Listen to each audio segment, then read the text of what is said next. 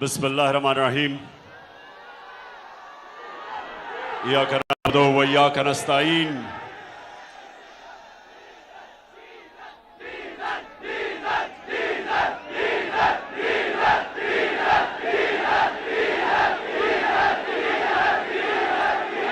जी ननकाना, मैं अभी महंगाई के ऊपर बात करने वाला था कि डीजल की कीमत ऊपर चली गई। मुझे पता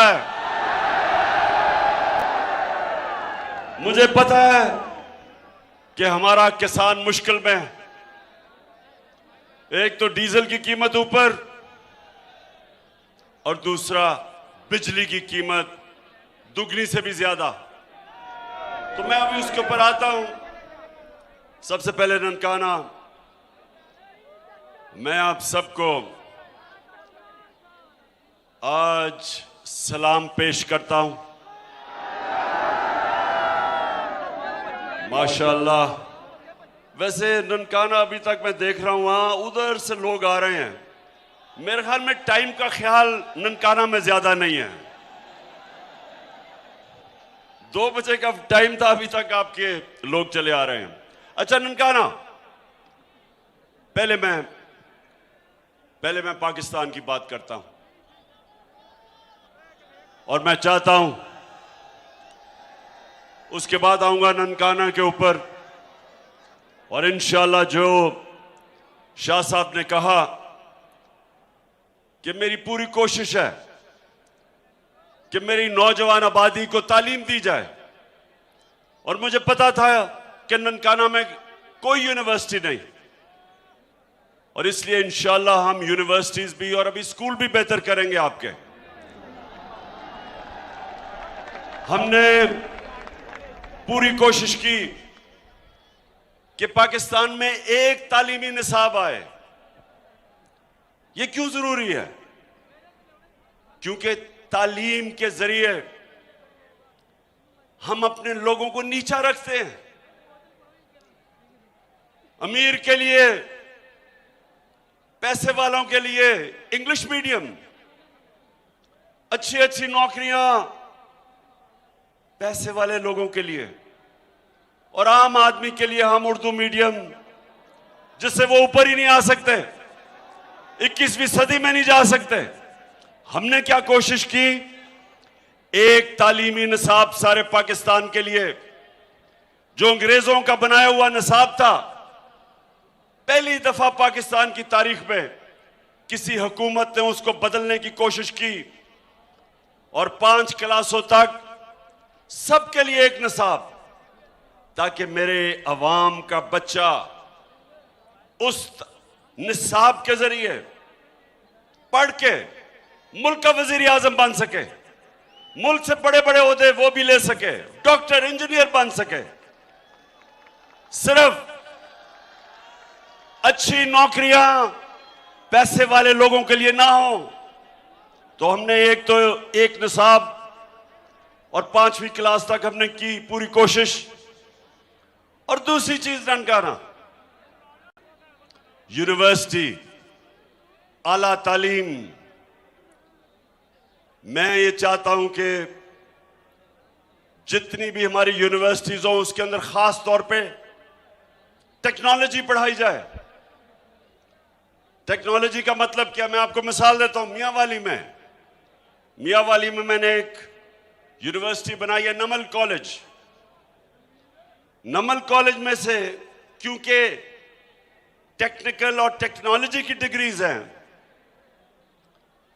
जो बच्चा वहां से निकलता है 85 से 90% बच्चों को निकलते साथ ही नौकरियां मिल जाती हैं।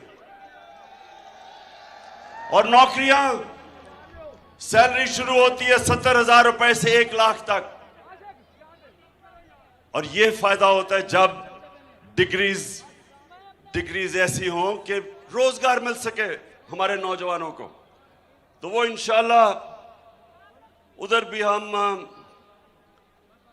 अगर हमारी हुकूमत को साजिश के जरिए ना गिराया जाता, बैरूनी साजिश, बाहर से फैसला हुआ कि इमरान खान को हटाना है और इमरान खान को हटा के एक उनका नौकरी करने वाला, जूते पॉलिश करने वाला प्राइम मिनिस्टर लाना है।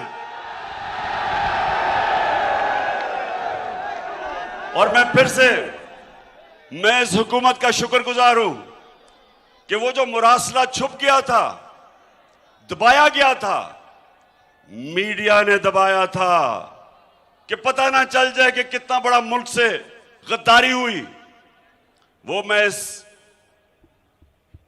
इस हुकूमत का शुक्रिया अदा करता हूं कि उन्होंने वो साइफर को उठा लिया और कहते हैं कि इस पे कमीशन बैठेगी। ये तो आपने जबरदस्त काम किया, लेकिन कमीशन आप नहीं बनाएंगे, क्योंकि आपने तो फायदा, आप तो साजिश का हिस्सा थे। कमीशन बनेगी हमारे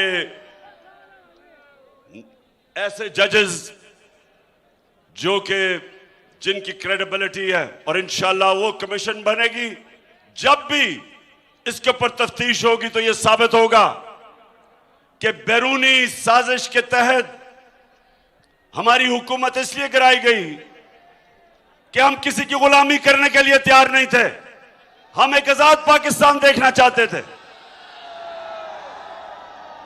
और हम इन चोरों को एनआरओ नहीं देना चाहते थे।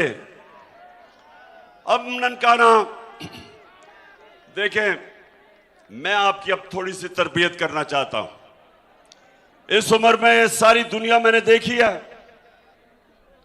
और मैं आप सबको अपने तजर्बे से एक चीज बताना चाहता हूं कि क्या वजह है कि कई मुल्क कितने खुशहाल हैं, हमारे यहां लोग मरते हैं वीजा लेने के लिए, उन मुल्कों में जाने के लिए, नौकरियां करने के लिए। आप अखबारों में देखते होंगे, टीवी पे, कि किश्तियों में बेचारे लोग जा रहे हैं बच्चों को लेके इन अमीर मुल्कों में नौकरियों के लिए, और डूब जाती हैं किश्तियां, मर जाते हैं लोग।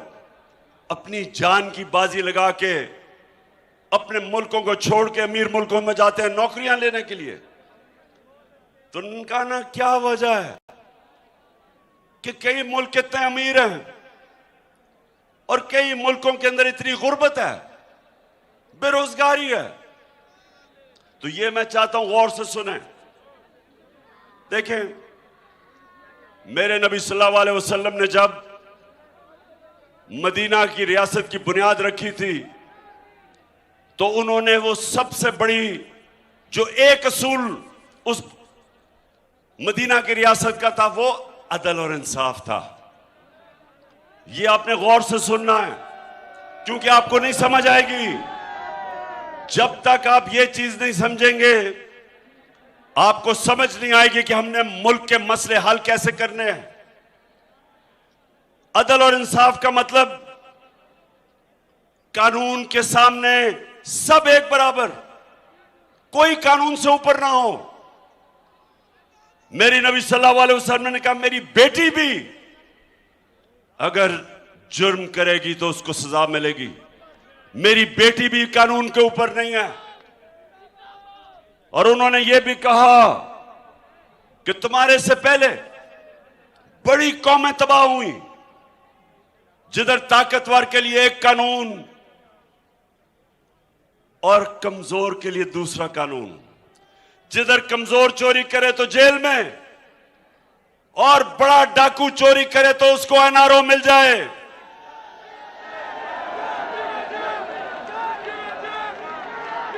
सिर्फ जिन मुल्कों के अंदर आज, वो 1500 साल पहले मेरे लीडर ने कहा था, आज आप दुनिया का नक्शा उठा के देख लें, एक चीज फर्क करती है अमीर और गरीब मुल्कों में।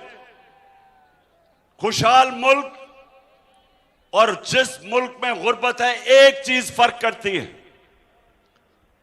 जितना अमीर मुल्क उतना ज्यादा इंसाफ, जितना अमीर मुल्क उतने ताकतवर डाकुओं को वो कानून के नीचे रखते हैं।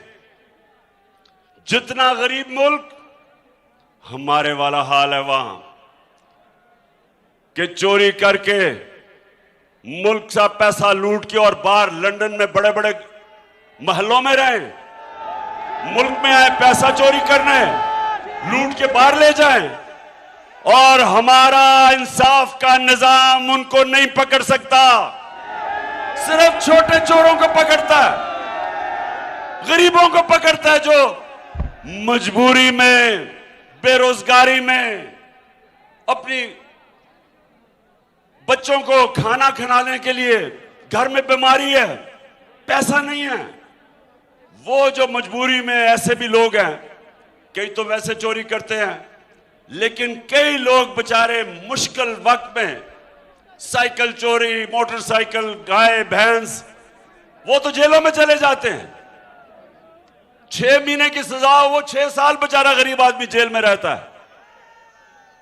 लेकिन ताकतवर, अब ताकतवर का ये देखो, मैं सारी कौम के सामने ये दिखाना चाहता हूं कि अभी जनाब नवाज शरीफ और मरियम ने कहा जी हम बेकसूर हैं, हमारे से बड़ा जुल्म हुआ, हमारे से अदालतों ने भी बड़ा जुल्म किया, और हमारे से कोई खलाई पता नहीं मखलूक ने बड़ा जुल्म किया। तो ये मैं आपको सबको दिखाना चाहता हूं कि क्या जुल्म हुआ या नहीं हुआ, अपने आंखों से देखना। भी वीडियो में हुआ क्या, इन्होंने पैसा चोरी करके बाहर ले गया नवाज शरीफ, बेटी के नाम पे इसने महंगे तरीन लंदन के इलाके में 4 बड़े बड़े महलात ले लिए अरबों रुपए के, और ये हमेशा कहते रहे कि जी हमारे तो है ही नहीं है, क्योंकि इनके पास पैसा ही नहीं था, इनके टैक्स रिटर्न्स में, असासे में इतना पैसा ही नहीं था कि इतने महंगे फ्लैट ले लेते। तो झूठ बोलते रहे कि हमारे फ्लैट नहीं है जी, इनको नहीं पता क्या होना था। अल्लाह अल हक है, हक के खुदा ने, अल्लाह ने एक इंटरनेशनल इंकशाफ किया और उधर सब कुछ सामने आ गया। तो जरा आप ये देखें कि जब मरियम से पूछा गया आज से 10 साल पहले के बताएं जी फ्लैट आपके हैं, 10 साल पहले तो वो क्या कहती है, इस तरह मुझे लगा कि आप लोगों को बेवकूफ नहीं बना सकते। मेरी सिस्टर लंदन में प्रॉपर्टीज तो दूर की बात है, मेरी पाकिस्तान में भी कोई प्रॉपर्टी नहीं है, मैं अपने वालिद के साथ है। और मुझे समझ नहीं आई कि मेरी और मेरी वालदा की और बहन भाइयों की प्रॉपर्टीज ये कहाँ से निकाल के ले आए हैं। मेरे नाम पाकिस्तान में कोई प्रॉपर्टी नहीं है, ये तो इंग्लैंड की बात है। अच्छा, पाकिस्तान में भी कोई प्रॉपर्टी नहीं है। बेचारा अगर उसको कोई, आप कोई उसको अपने घर में ठहरा लें, बेचारे के पास कोई प्रॉपर्टी नहीं है। अच्छा आप देखें, अब उस बेचारी को नहीं पता था ननकाना कि सच का खुदा है, वो सच सामने ले आता है। बैरूने में एक बैरूनी इंकशाफ हो गया जिसको पैनामा पेपर्स कहते हैं। जब वो इंकशाफ हुआ तो उसमें यह आ गया कि जनाब ये 4 बड़े बड़े महलात इनकी मालिका मरियम बीबी है। तो जब वो आ गया सामने और ये 4 साल के बाद आया तो मरियम के भाई साहब क्या कहते हैं, जरा ये पहले सुन लें, सब देखें। को तस्लीम करता हूँ कि अल्हम्दुलिल्लाह पाक लेन के ऊपर जो अपार्टमेंट्स हैं वो अल्हम्दुलिल्लाह हमारे हैं। मैं इस बात को तस्लीम करता हूँ कि उनको ऑफशोर कंपनीज नेस्कॉल लिमिटेड और नीलसन लिमिटेड जो है उनको ओन करती हैं, और मैं आपको ये भी अर्ज करता हूँ उनको होल्ड कर रही है इस वक्त मरियम नवाज शरीफ, मेरी हमशीरा जो है।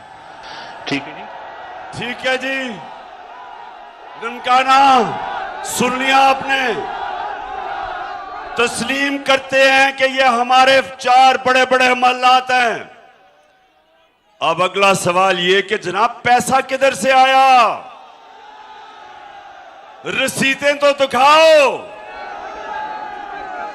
तो जब मरियम से पूछा गया कि वो पैसा किधर से आया, अच्छा तो जब, अब वो ये तो नहीं कह सकती थी कि मेरे बाप ने पैसा दिया है, क्योंकि बाप अगर कहता तो वो पकड़ा जाता, वो प्राइम मिनिस्टर था, उसके पास तो कोई असासे थे नहीं, उसने दिखाए नहीं थे।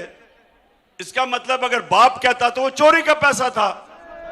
तो मरियम क्या कहती, जरा ये सुन ले आप। हुसैन के पास आज जो भी है वो एक अरबपति दादा के पोते हैं। उस अरबपति दादा के पोते हैं जो 1960s और 70s में पाकिस्तान का अमीर तरीन इंसान था।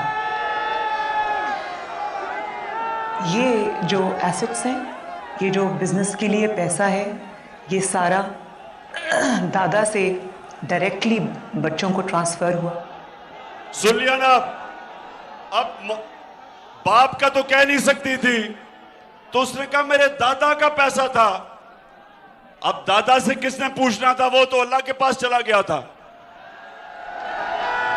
तो किसने कहना था? जी दादा का पैसा था, दादा की वजह से हमने ये महंगे महंगी जगह ले ली। लेकिन फिर सुन लो, ननकाना वो हक का खुदा है, सच का खुदा है। वो क्या, अब जो मरियम का दादा था वो शहबाज शरीफ का बाप था, ठीक है ना? ठीक। अब शहबाज शरीफ अपने मरियम के दादा के मुतालिक क्या कहता है, ये सुन लो। मेरे खानदान को 22 खानदानों में शुमार नहीं होता था। मुझे इसके ऊपर बाइसे फख्र है कि मेरे वालिद का ताल्लुक एक गरीब किसान के घराने से था। हिंदुस्तान अब ननकाना सुनो जरा, समझ आ गई? नहीं, हाथ खड़ा करके बताओ, समझ आ गई? हाँ, मैं ये बताना चाहता था कि तुम कितने झूठ बोलोगे, चोरी छुपाने के लिए क्या क्या करोगे। और ये मैं अब आपको इधर से बताता हूं कि कौम गरीब कैसे होती है। कौम गरीब इसलिए नहीं होती कि उसमें वसाइल की कमी होती है। कौम गरीब होती है जब इस तरह के डाकू मुल्क के ऊपर मुसल्लत हो जाते हैं, तब तबाह होती है। पहले ये चोरी करते हैं, उसके बाद वो, क्योंकि वो पैसा नजर आ जाए, अगर वो पाकिस्तान में रखें, अरबों रुपए बिस्तर के नीचे तो नहीं रख सकते, बैंकों में रखेंगे तो लोग पूछेंगे किधर से पैसा आया। तो वो चोरी करके पैसा मुल्क से बाहर भेजते हैं, जिसको मनी लॉन्ड्रिंग कहते हैं। डॉलर लेके पैसा बाहर भेजते हैं। उससे मुल्क में, ननकाना नौजवानों सुनो, ये क्या हो रहा है आपके मुल्क के साथ। जब वो डॉलर लेके बाहर भेजते हैं तो मुल्क में डॉलरों की कमी होती है। जब डॉलर की कमी होती है, रुपए की कीमत गिर जाती है। जब रुपया गिरता है, बाहर से जो भी आप चीज इंपोर्ट करते हैं महंगी हो जाती है। मुल्क में महंगाई आ जाती है। तेल महंगा, डीजल महंगा, बिजली महंगी, घी महंगा। तो अब ये सुने, अब हो क्या रहा है मुल्क के साथ। पहले ये पैसा बाहर भेजा, अब पैसा बाहर भेजने के लिए इनको मुल्क के इदारों को कमजोर करना पड़ता है। ये मुल्क के पहले एफबीआर के ऊपर अपना आदमी रखाते हैं, ये फिर नैब के ऊपर अपना आदमी रखवाते हैं, एफआईए के ऊपर अपना आदमी रखवाते हैं। फिर जब ये देखते हैं कि उसके बावजूद पकड़े जा सकते हैं, कानून बदलते हैं। अपनी चोरी बचाने के लिए नैब के कानून बदलते हैं। जब ये नैब के कानून बदलते हैं, सुने, तब भी नहीं ये खुश होते। फिर इनको अपने जज रखने पड़ते हैं। सजाद अली शाह जस्टिस, एक ईमानदार चीफ जस्टिस था। इन्होंने डंडों से सुप्रीम कोर्ट पे हमला करके उसको भगाया, क्योंकि ईमानदार चीफ जस्टिस को यह बर्दाश्त नहीं कर सकते थे। ये जजेस के अंदर तकसीम करते, क्योंकि चोरी बचानी है। इनको अपने जज चाहिए, इनको अपने एफआईए का हेड चाहिए, क्योंकि नहीं तो जो मकसूद चपड़ासी के 4 अरब रुपए आए थे, अगर एफआईए गैर जानबदारी से अगर वो तफ्तीश करे तो पकड़ा जाएगा शहबाज शरीफ। तो अपना FIA का हेड बैठाया, अपना नैब का हेड, अपने जजेस के ऊपर ये पूरा कोशिश करते हैं अदालतों को अपने साथ मिलाने की, तकसीम करने की। इनका सारा माजी है। अपने IG रखते हैं, ये IG भी वो रखते हैं जिस तरह इस्लामाबाद का, जिसके ऊपर करप्शन का केस था, 2 नंबरों को रखते हैं ताकि कंट्रोल कर सके, ताकि वो इंसाफ ना दे, इनको ये कंट्रोल करें। ये अपना आर्मी चीफ रखने की कोशिश करते हैं क्योंकि हर चीज को कंट्रोल करना चाहते हैं।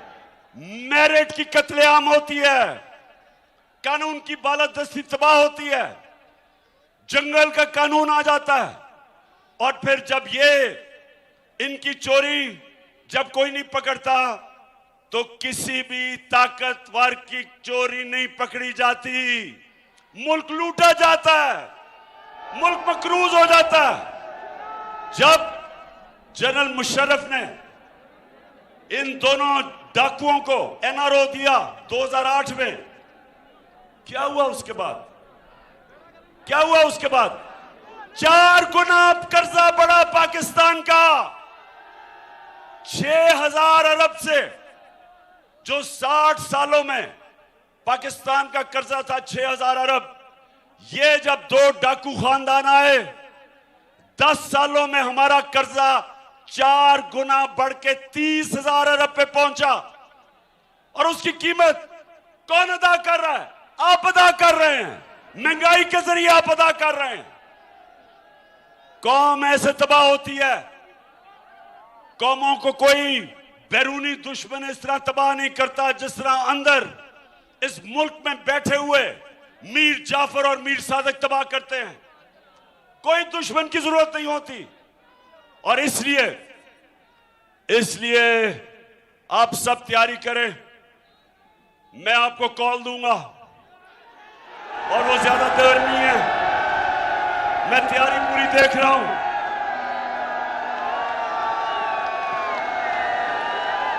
मैं पूरी तैयारी कर रहा हूं, मैं कॉल दूंगा। लेकिन उससे पहले ये सारे चोर जमा होके हर किस्म की कोशिश कर रहे हैं कि किसी ना किसी तरह ये मुझे और मेरी पार्टी को किसी तरह पब्लिक की नजर में गंदा करें। और वो क्या कर रहे हैं? गंदी गंदी वीडियो तैयार कर रहे हैं, गंदी वीडियो, वो डीप फेक वीडियोस मैं भी आपको दिखाऊंगा। वो घर में बैठ के नई टेक्नोलॉजी के जरिए गंदी वीडियोस और फिर टेप्स दिखा रहे हैं, ऑडियो टेप्स। मैं अदालत में जा रहा हूं कि प्राइम मिनिस्टर ऑफिस और उसके घर की जो सिक्योर लाइन थी, किसने उसकी टेप की और फिर लीक कैसे हुई, किसने की? चलें, अगर आप सर्वेलेंस भी करना चाहते हैं प्राइम मिनिस्टर की कॉल्स की, करें, लेकिन उनको लीक करना ये जुर्म है, ये जुर्म है। और इंशाल्लाह अदालत में जाऊंगा और पता चलाऊंगा कि कौन सी एजेंसीज ये कर रही हैं। क्या मैं कोई दुश्मन हूं मुल्क का?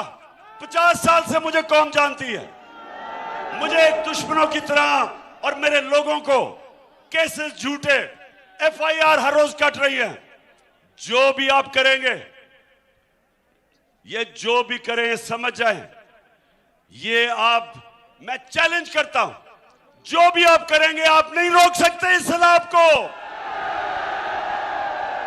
ये जो पाकिस्तान में इनकलाब आ रहा है कोई नहीं रोक सकता। मेरा चैलेंज है आपको, जो भी करना है, गंद उछालना है, गटर में गिर के अपने मुल्क की अखलाकियात तबाह करनी है अपने आप को बचाने के लिए, ये आपको कुछ नहीं बचा सकता। मैं सिर्फ आपको दिखाना चाहता हूं कि कितना आसान है ये गलत वीडियोस और टेप्स बनाना आज की टेक्नोलॉजी के जरिए। जरा दिखाएं। इंतशार फैल रहा है।